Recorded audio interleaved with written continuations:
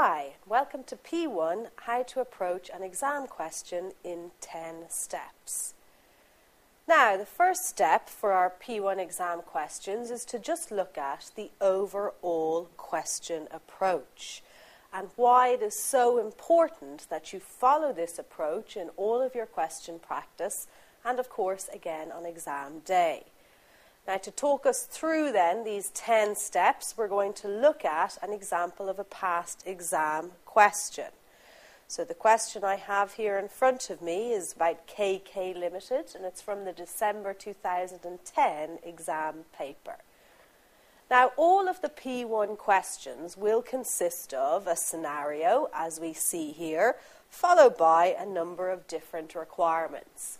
You can expect maybe 3 or 4 requirements in the Section B questions, but perhaps 4 to 5 requirements in the Section A question 1. Now, you will use, of course, your theory knowledge to answer the P1 exam questions. However, it is a professional level paper and it's not going to be enough to just repeat all of the theory you have learnt. You are going to have to place that theory in the context of the scenario that the examiner has given you. Now, getting that bit right is all about understanding and reading the requirements carefully.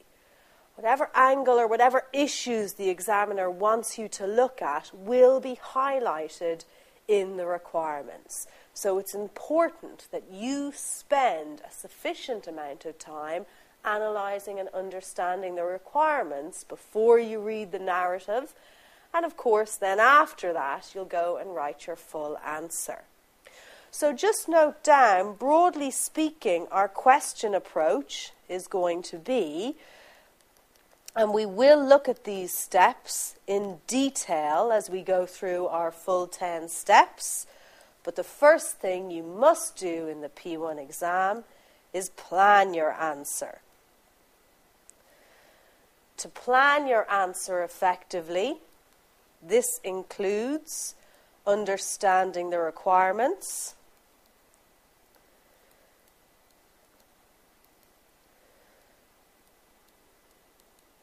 and, of course, reading the scenario.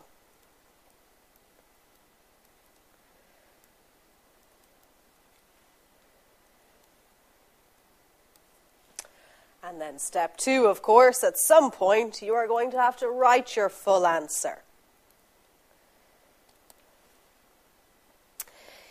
Now, we are going to be spending most of these 10 steps picking through how you plan your answer to this P1 question. It's only when we get to steps 9 and 10 that we are going to look at how you approach writing your full answer.